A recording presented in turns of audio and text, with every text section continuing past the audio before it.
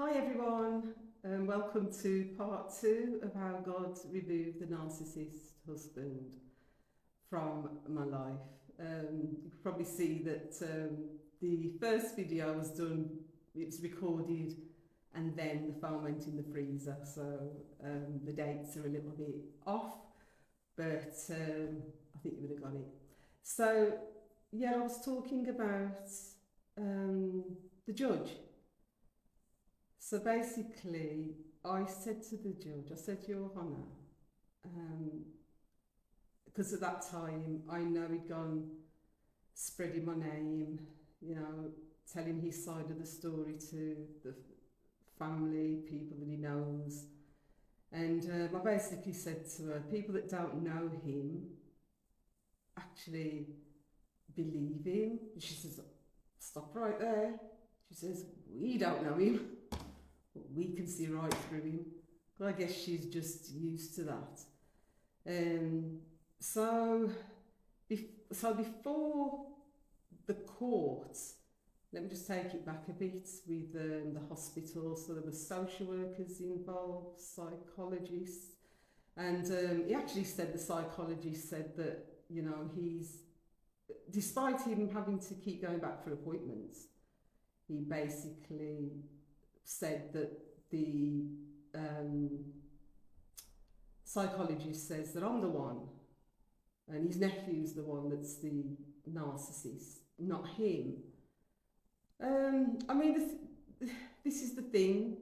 We've probably all got narcissistic traits. I think, you know, we've all got that thing in us about wanting to be right. You know, wanting to kind of have an element of control in situations. You know, but they're traits, and, you know, people can be taught how to them. You know, when you're on a conscious path, like I am, you become more aware of your actions and what you're doing. You know, I'm on a truth path, so all these things I've got to be conscious about them, got to be aware of it. So this is why I'm bringing it out, so that people can have that awareness. And incidentally, I did come across this self-test, narcissist self-test, to see if, you know, you're on the spectrum. I mean, I did start to complete it, but the results, you have to get them through the email. I think it's about $1.95 or something, so I didn't bother, because I know I'm having to work on that area. So traits, yes, probably most people have, but then, you know, because it's all the same spectrum, really. An empath and a narcissist is just two different ends of the spectrum. So the narcissist will probably always, you know, be attracted to an empath. So, you know, because they want validation, they need the energy of an empath.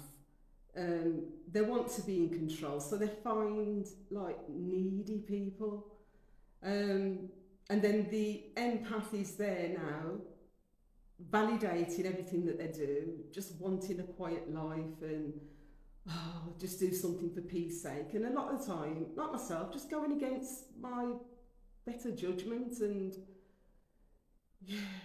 you know, I don't know if I've even said this before, but it's coming to me, so I'm going to say it. There was a time when he first came out and went over to England, and we're at Tesco, and then this white van pulls up, and then this person comes out and he's saying, like, if you want to buy a TV. And I said, no. You know, they were all in the boxes and everything. And I'm saying to him, no, this isn't God. And he goes, yes, it is God.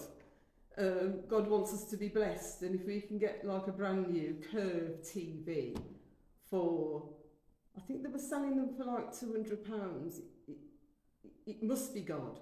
And I went, I don't know, I'm not feeling it.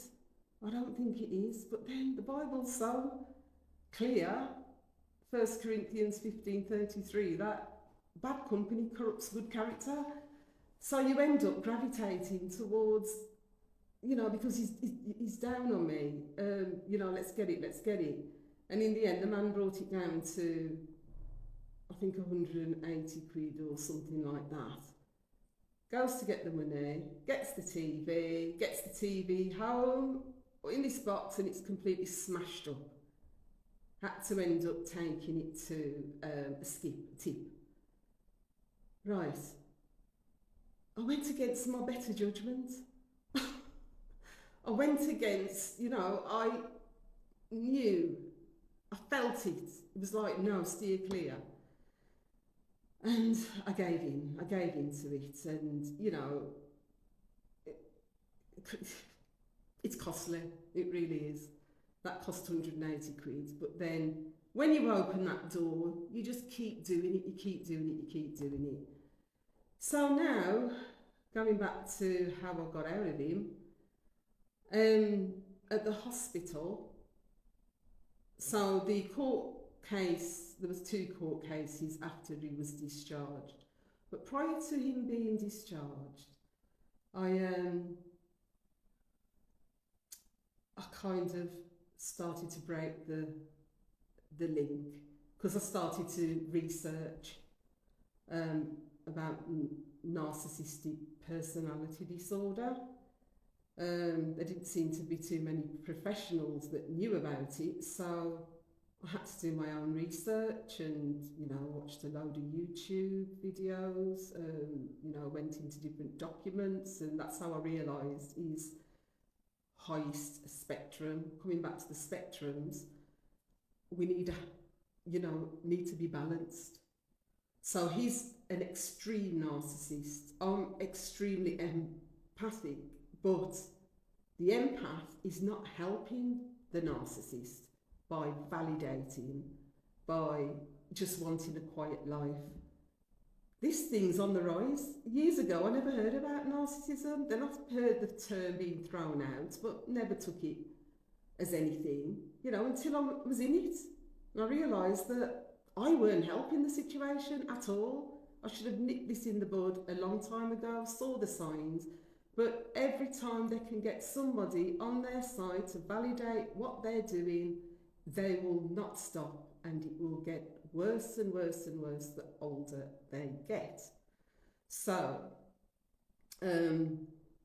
when he was, so I was kind of cutting my ties, but then he called me at one point saying, oh, please, please, please, I've changed. I've been in here long enough now, and I just want to come home. I think he was there for about 2 weeks, and they wanted to know if I was going to accept him back home. And obviously I'm trying to get all the other paperwork. Well, I did get my interim order in place, protection order, but they wanted to see that things were okay at home. So the social workers and all sorts come out. Well, they phoned, but I said, so he was begging me, please, I will, I know now, I won't get angry again. I won't shout at you, I won't whatever. And I was on the phone with him for a good hour. And then I started to soften, I really did. And I said, look, oh yeah, and then, because he was telling me this before, that he'd come across this Bishop R.C. Jakes. And apparently this bishop was a narcissist himself, and God set him free, delivered him from this spirit, and now he's out there helping others. And he went, oh Denise, you know, when I'm watching his videos, and yeah, and he admitted that he's a narcissist, which something he was desperate. because narcissists aren't going to admit that they're narcissists. But he said, I admit I am a narcissist and I am jealous. And I just want to make things right. And this man, he said, you know, sometimes when you're talking to me about spiritual stuff, he said, it's like I'm looking at the man and I'm seeing you. He reminds me so much of you. And it was like, you know, please, you know, just let me come out. And honestly, I've changed. And I kind of gave in. Again, against my better judgment. And I said to him, you know something, I'm going to give you a chance. But the first sign, you know, that's it, we're finished, we're done. And you know, after I said that, and he put the phone down, after I said it, I lost all peace. My peace completely disappeared. And I went, oh, I started crying out to God. I said, God, I started calling down the heavens, I started calling on the archangels, the ascended masters, all that I could, you know, all that I'd learned, you know, about the divine realm, about the high beings, I'm calling them, universe, you name it, I'm calling. God's creator, maker, you know, divine one, source energy, every name that I call, Yeshua, Jesus, every name. I said, help me. I've lost my peace. Help me. Is this you? Am I supposed to be doing this? And I'm in turmoil. I'm wrenching inside and I'm crying out. And then I just be still, be quiet. Can't hear God in the noise. So I did. I took some deep breaths. I tell you, breath work is powerful. Calms your nerves and everything. And I took these deep breaths and I heard God speak. And God said,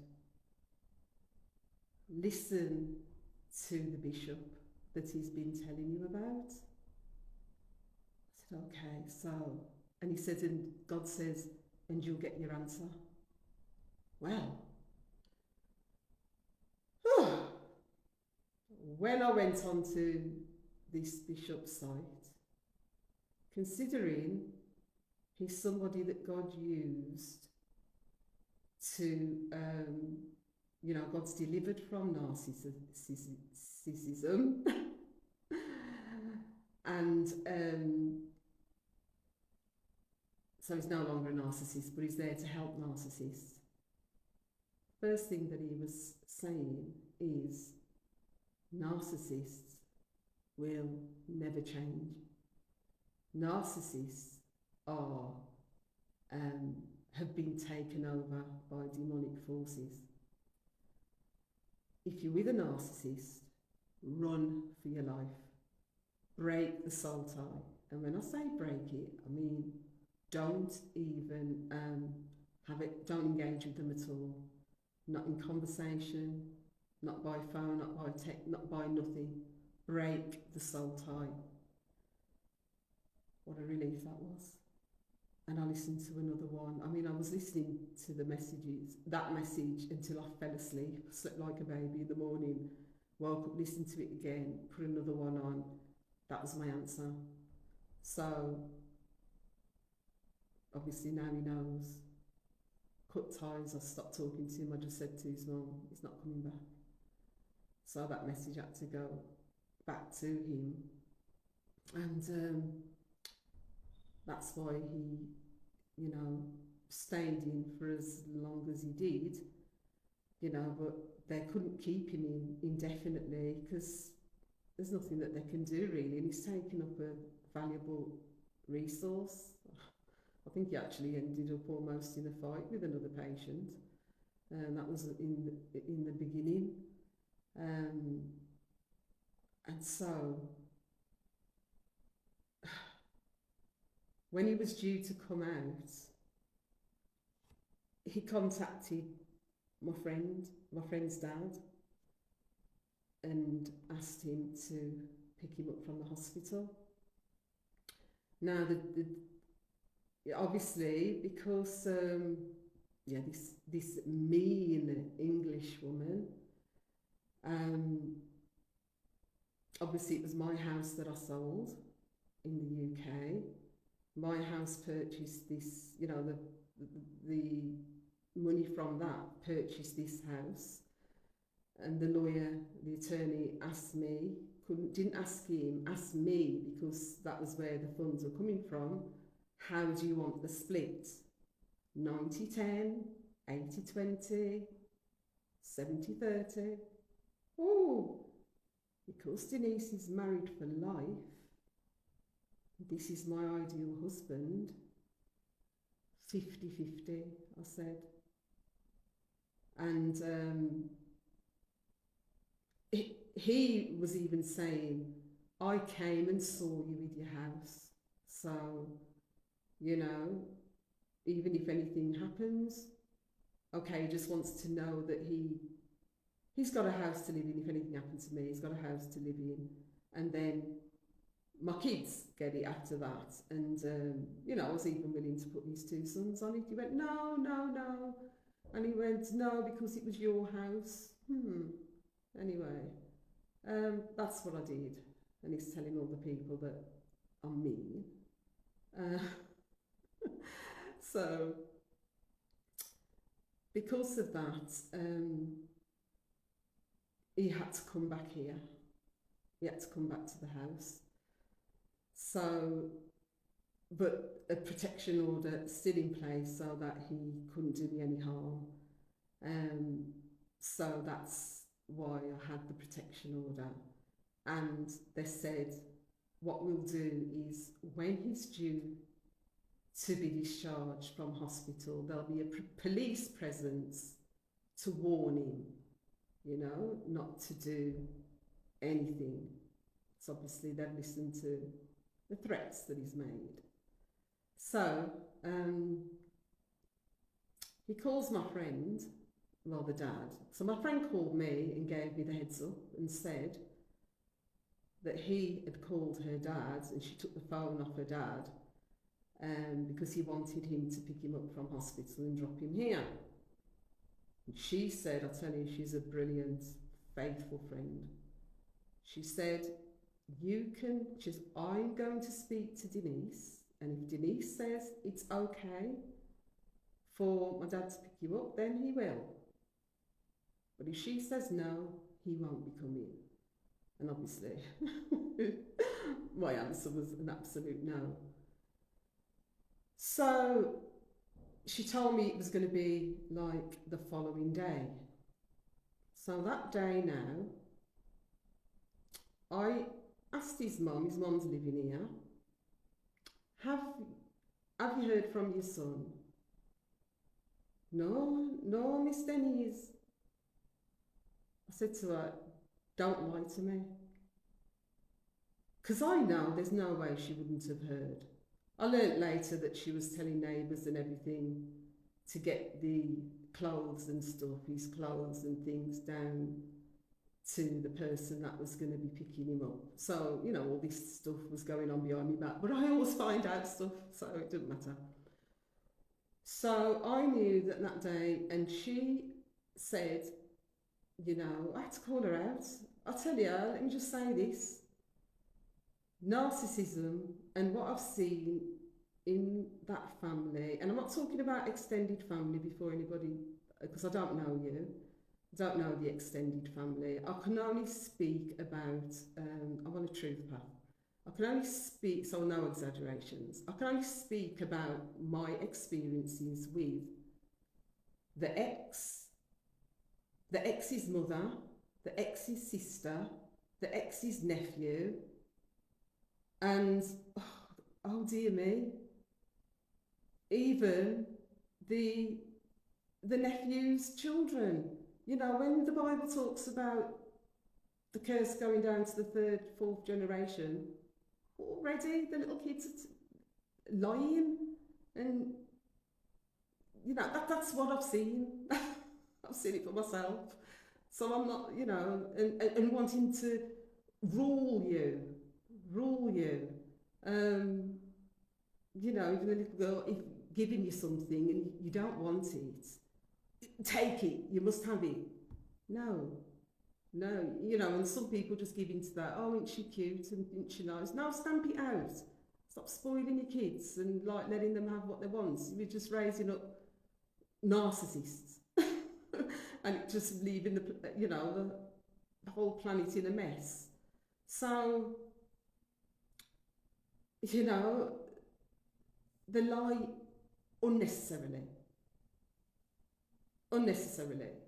And I think about even the sister, the one day, oh, the dumplings.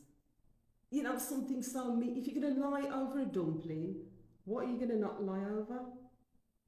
You know, she's needing the dumplings, and then not only that, they want somebody else to jam with their lies, you know, go and collude with them.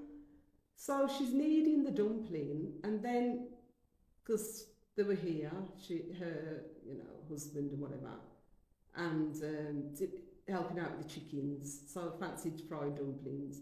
She needed it, and then said to me, if my husband asks who made the dumplings, tell him that it was you, because he says he don't like my dumplings, so I'm just going to see something. There's no need to lie about that.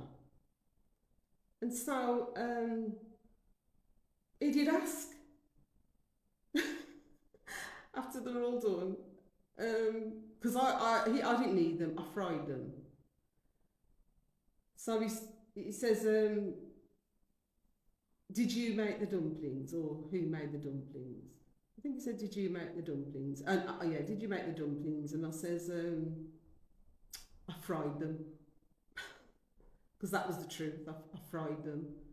And he says, oh, they were really nice. And then when she heard that, she'd see. And then he tells me that he doesn't like my dumplings. What I'm saying is, like, it is a needless lie that you're getting somebody else, you want them to lie. You want to be in control all the time. And I've just seen it in those family members that I've mentioned. So, you know, you've got to be one step ahead of these people. So because I already know, coming back to the story with the ex, I already know that he's on his way out. I already know that she knows. So I'm down the bottom bit of the land, and I was out there like meditating. But what I'd done is I put a second padlock on the gate, just to stall them. So I goes down the bottom of the land, and then I see her, because I hear the car pull up, then I see her scuttling across the land towards the gate, like looking to see where I am. So I race across the land. It's like 100 feet or so. I race across there, because like the police ain't there, and run into the house and shuts the door and lock it. So I'm inside the house now. And then so he now has to jump the fence, and you know, obviously none of them can get in, because I'm not letting anybody in until the police come. So she's out there, Miss Denny's, open the door. But no, not until the police come. So anyway, after a bit of hoo-ha, the police do come. The police warn him off. I'm talking to one of the constables, and I was telling him certain things. In fact, even when they came out, and he's giving them all sorts of story, which he is. He's a storyteller. He just fabricates all his lie, one-sidedness. But they basically warned him anyway. You know, told me to stay in this room, guest room, and he goes in the other one, and that's how we was living. But the one constable, and I was telling him certain things, I said, you know, even when I've had guests here, he's bringing me up and saying all sorts of things to them. And you know, and I'm saying to him, that's not appropriate to be saying that in front of the guests. Well, I mean, no harm, this, that, and the other. I don't care if you know them. It's not appropriate, it's not professional. And when the constable said, this is a madman, and he went, this man wants you. So like, this man wants you bankrupt, I tell you. The moment he said that, the whole of, and that's a story for another day, I'll talk about finances. But everything just came back. Oh my God, it's true. This man was really trying to make me bankrupt. So you could talk about, I'll destroy you, destroy everything. I'll destroy everything is what he said. You don't know me. Got that on video, so you can't, on voice recorder, so you can't deny it. So he comes back, and then now I have to, you know, go to court. And like I said, you know, with the judge, she couldn't be fooled. But before that, yeah, it came out, I tell you, I had to be praying. It was, I could just, because I'm very sensitive now spiritually, and I could just feel like the entourage of demons in this house, not in this room. I could feel the presence of the angels. But when I went out there, I was very sensitive, and I actually, and this is biblical, when God said to me, came in the spirit to, like, salt is a purifier, chuck it in the corners, chuck it where they are, and the demons don't like it. And I did that, chucked it all around in her room, his room, all the areas. And at one point, yeah, I did anoint the house with olive oil, went round, prayed in tongues, anointing the house. And 2 weeks later, they were gone.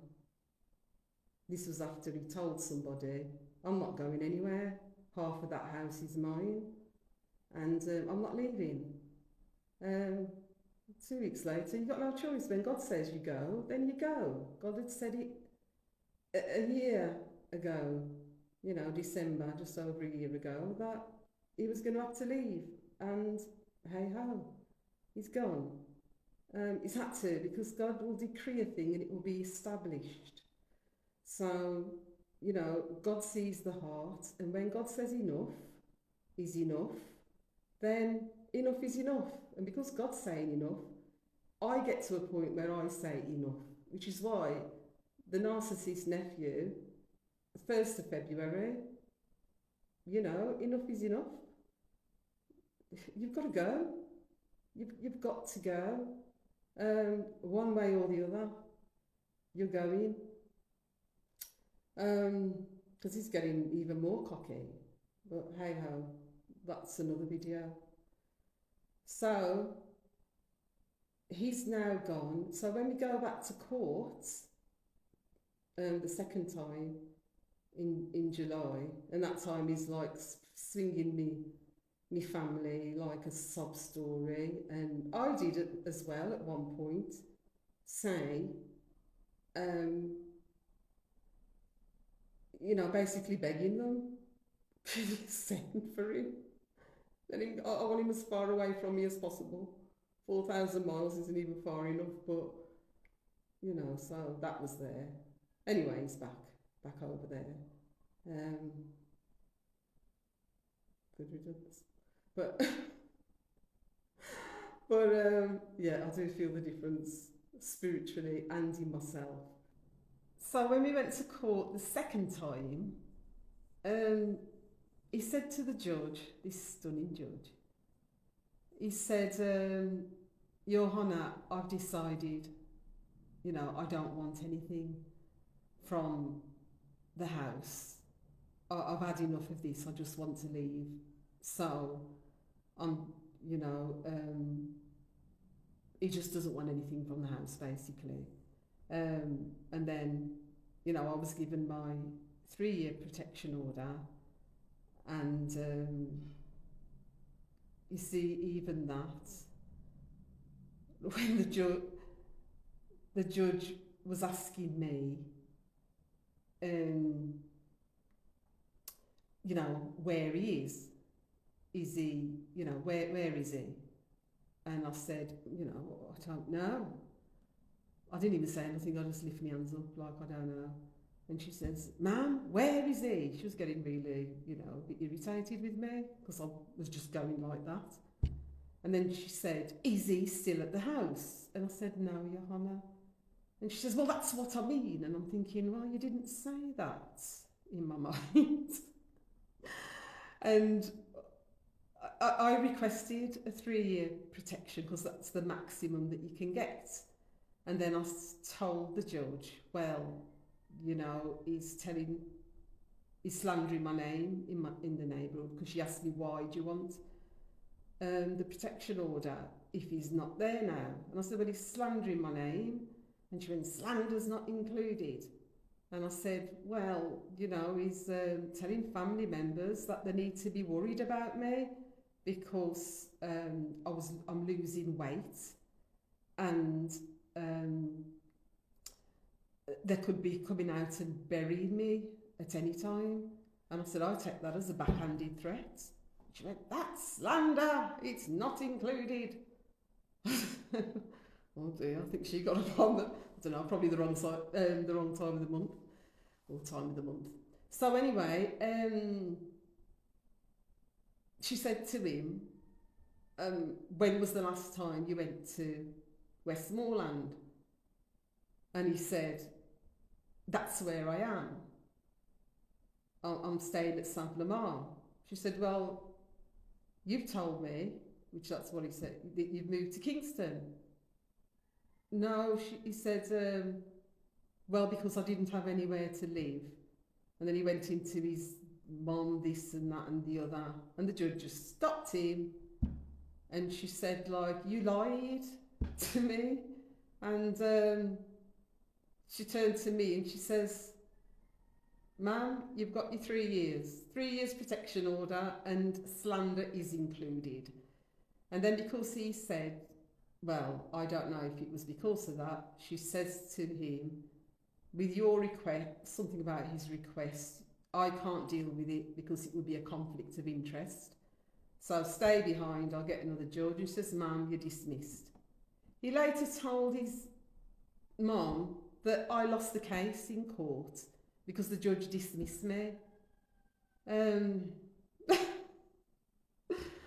Oh dear.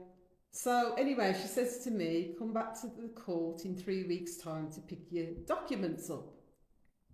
So because he told family members that he doesn't want anything to do with the house, and he signed it over to me, when I went back to the court, I says, well, I don't know anything about that. Nothing's been said. Nothing's come to me. No, but that's what he's done. He said, that's what he's done. So when I went to the court and I went to collect my order, and I mentioned it to the clerk and said that this is what he said, she says, ma'am, if that was the case, you'd be the first to know, because you'd get a court summons. It has to go to court. Lying again. Lying again. You know, so people believe him, and even with him telling people that all my money was going into her account. Well, actually, it was going into my account because you had just come back, you just came to the UK from Jamaica. You haven't got a bank account, you've got a job, how are they going to pay you? You haven't got a bank account. It has to come into mine. I later add his name onto the account, and he's still telling people it's going into my account. She's controlling all the money. Yes, I was controlling all the money because you wanted me to. He asked me to. It got to a point where he was spending so much that I would say, you manage your money, give me X, Y, Z, and no, you do it because you handle money better than me. So, but, you know, I'm not knocking things entirely, not knocking him entirely. He's helped me to grow.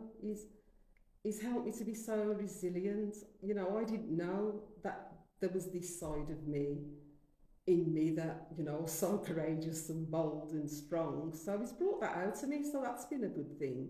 And that's what narcissists are meant to do to the empaths. And the thing is, for the narcissists, they're supposed to be learning lessons from the empath, but when you don't, you get yourself into a big rut, you dig yourself deeper and deeper into hell. Because I've said it before and I'll say it again, hell is not a real place, it's metaphorical. But people are, you know, I've brought heaven on earth because my life is very heavenly, very blissful. And I ain't seen nothing yet, God has told me. But when, I mean, he's already in hell. I know that he can't sleep. He wasn't sleeping when he was with me. I know that he's just not, he's going out, well, let me not say any negative things, but I know for a fact that sleeping is going to be something that he's not doing. And, you know, getting a job, all those things that he was getting so easily when he was with me. You know, the prophet said it. The prophet actually said it to him, to both of us when he was there. He looked at me and he said, you are blessed. And then he looked at him and said, you're blessed. He said, but your blessing is attached to her. You leave her. That's your blessing gone. That was a prophet years ago. So it's not like he hasn't been getting his warnings. He's been getting warnings after warning after warning. Somebody said to me that, as a Christian, you know, because, you know, when Dylan says something's over, it's just over. And it was like, why would you know, what if God said that you're supposed to be with this man? I said, then God will let me know. Simple as. I said, but what God's saying at the moment is not a part of my life. But if God was to say, then that's different. And the thing is, it's not just about God saying, and, you know, with that, a cousin of his, she's a prophetess. And she actually said to me that God told her that I'm an influencer and that God was going to heal my marriage and would use me to help other people in marital difficulties. Right, so I know that I know God has already told me about being an influencer, and we're all influences in some way, whether good or bad. As for the other bits, at the time when she was telling me that, I thought, no, that's an absolute no-no, because I know God had already said that's it. This is the thing. God says, I'm doing a new thing. With God, all things are possible. For me, I've reached a point in my life, because I've seen so much of what God has done in my life, what God can do. And if God's saying all things are possible, then all things are possible. The RCJ said that it's not possible. They can't change. A narcissist can't change. And to be honest with you, I've not come across, with the hundreds and hundreds of videos and all the information that I've been going through, I've not heard anyone say that they can change. But then God says he can do a new thing, so let's see. From where I'm standing, the probability is hanging on, and doing all that he can to destroy my name. You know, I'm still doing it. Still doing it. I'm out of your life. Just get on with your life and move on. But he can't move forward. So, I mean, if you're watching, use this as an opportunity to just get right with God. Just surrender. Just say, God, I give up.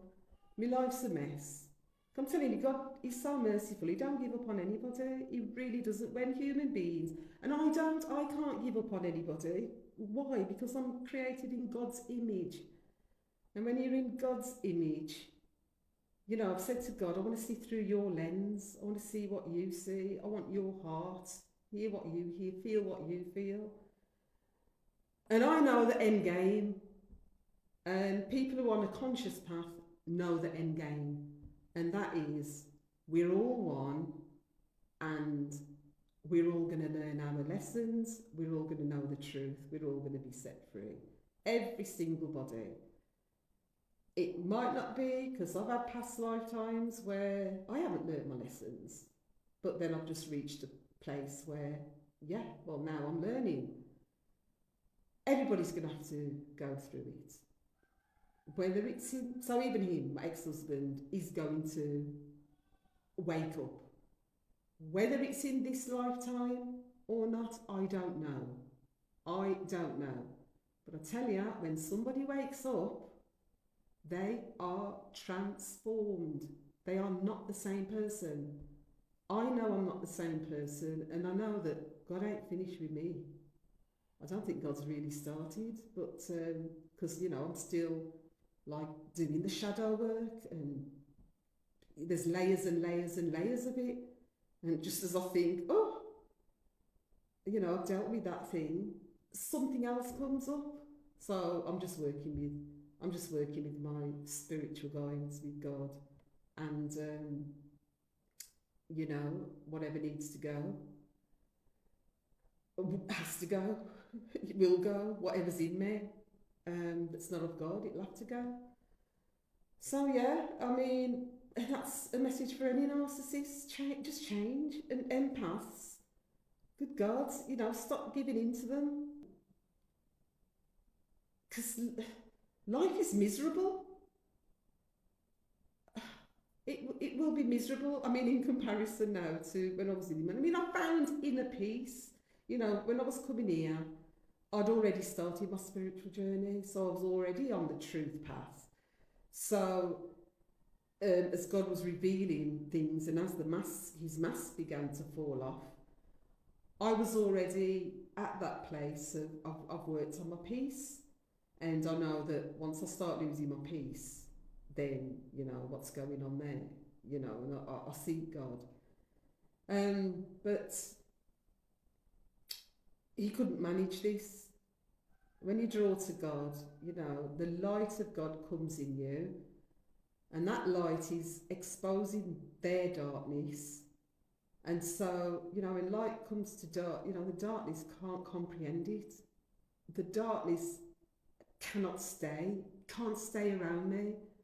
You know, narcissists or anybody in a dark place, it's only a matter of time before they're removed from my life, or they remove themselves. It is what it is. I think I've said it before. It really was pain in my heart at first, but like now, bring it on. You're helping me. You're actually helping me to grow. You know, it's the best thing that can happen is when people turn against you, and it's a reflection of where they're at in their life. It's not about you, it's about them. Your response is your response, and if you're going to respond in a way that's negative, it's going to just reveal there's a little bit more work to be done in your life, Denise. It's just like, let me share this and I'm going to end, because it's come to me. When God was dealing with me about people pleasing, now, I posted a video, and I took it down. And the video that I posted was one of the recordings of my ex, and there was outrage. My phone blew up, and I'm quickly pulling this. No, my phone blew up. Take that down. Oh, you're stooping to a low level. You this, that, the other, and you know, phone calls and this, that, and the other, and I took it down. I took it down, and I apologise. I think I addressed the previous post, so that's still on. But I apologised to people. So when I'd done all that, God said, "Why did you take it down?" And when God asks you a question like Adam and Eve, you know, why did you eat the fruit or whatever? And, you know, who told you that you're naked? God already knows the answer. And basically the answer was fear, afraid of people, still want to please people. And God said to me, Denise, speak your truth, no matter what the cost. Once you're telling the truth is the truth. The truth is designed to set people free. So some people might think, oh, it's me doing this video. But I'm looking at it through the lens of God. Everything's coming to the surface now. It's all coming to the surface. So that it can be dealt with. That's what God wants to do ultimately. God ain't ready to destroy people. God wants to bring people home. Home here on earth. I'm at home. Connected with God. And the other thing God said to me was, you know, there's more work to do in you because you're still concerned about people pleasing, what people are saying about you. And when you're called to do, you know, I've got a purpose to fulfill. And when you're called, just like Jesus, you know, he's ridiculed by his family. People said they were mad, that he was mad, called him crazy and mad, and I've been called that. When you're following in the footsteps of Jesus, you have to expect that people are not going to understand. People are going to misunderstand you. It's because you're at a different level. You're in a different realm spiritually. You're in the earth, still in the earth, but not of it. So seen through a different lens, seen through a higher dimension. You've got the 3-dimension, 4th dimension, and the 5th dimension. By the time you hit 5th dimension, you really don't care. But some people get stuck in the 4th dimension. They're spiritually awake, but still won't take certain steps because it gets uncomfortable. It's super uncomfortable, it really is. But now I've just learned to get comfortable with the uncomfortable. So yeah, door slams, confirmation. So basically, we're all on a journey. We all are. Find ourselves is what we need to do. Lean towards the things that make you feel good. You know, if somebody's in your life and it's making you feel low and unsure of yourself and, you know, trying to tell you you've done things when you haven't and you've said things when you haven't, run. You're valued more than that. Think of your self-worth. You know, there's a way out. You don't have to stay in a relationship that you don't want to stay in forever. I heard recently that there was this couple in their 80s and they got divorced. They must have woken up, just putting up with each other. That's not what we're here on this planet for. It's meant to be joy. It's meant to be peaceful. It is, and I'm at that place. I'm in my dream, I'm loving it. And if I could help one person